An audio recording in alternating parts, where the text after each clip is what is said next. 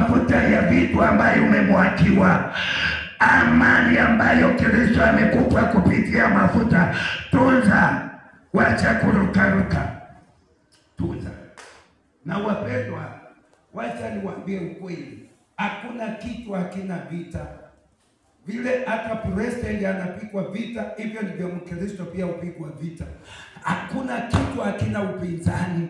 Na ukiona wewe umeokoka na unaishi tu maisha hayana upinzani, ndani mwako hauna nguvu za Mungu zinazoangusha ngome. Lakini kama uko na nguvu za Mungu za pesa, utakutana kupoteza, kuanguka, lakini mwishowe netiwaka ikija, wataanza kuuliza alienda wapi huyu? Alienda wapi huyu? Nikiwa mimi nitasema sio uchawi, ni maombi.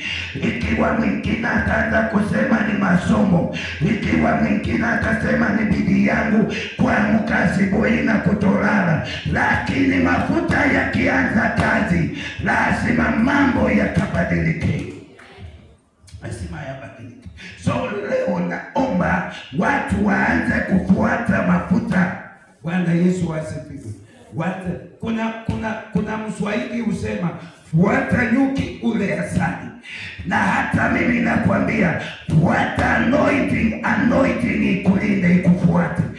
Tembea na mchungaji wako, tembea na madhabahu yako. Usikubali kunyoshea madhabahu yako mkono. Usikubali mtu ayaongee kinyume. Wewe yalinde madhabahu ya kulinde, na mwisho ya kulinda utaanza kuona story yako ikichange pale nje, watu wakiongea tofauti. Maana mafuta yanabadilisha mtu.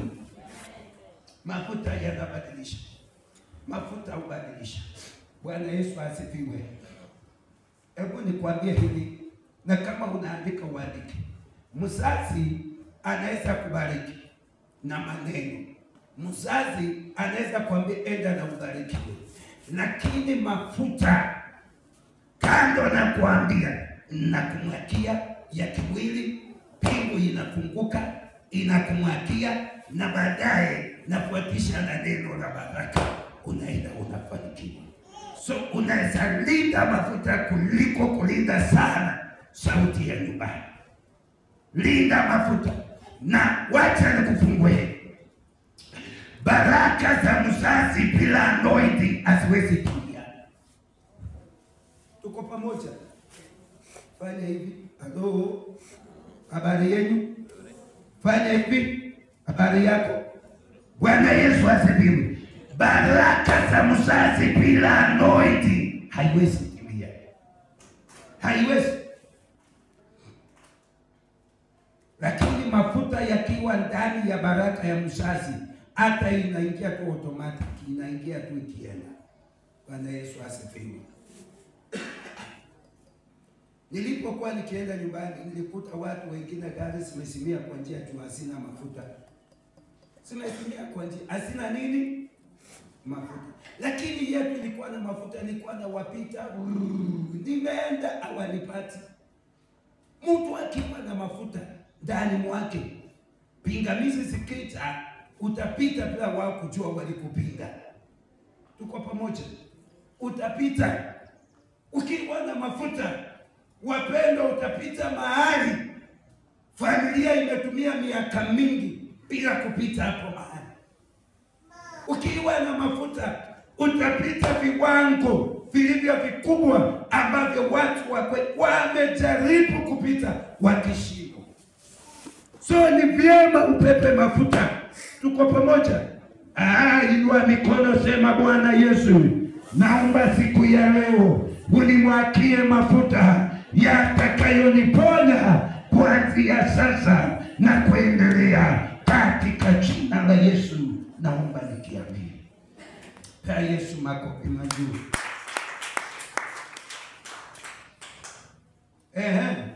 Nilikuwa nangoja mtu asome Samueli wa kwanza.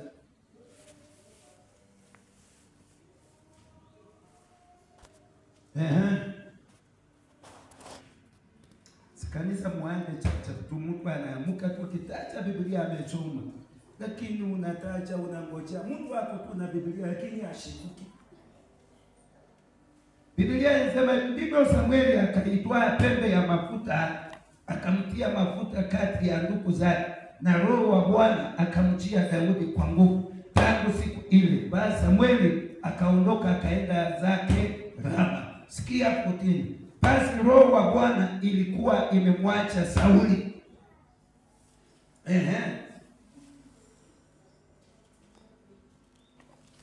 Na roho mbaya kutoka kwa Bwana ikamwangukia. Unaona kama vile inafanya. Roho Mtakatifu aliondoka kwa Sauli. Roho aliondoka kwa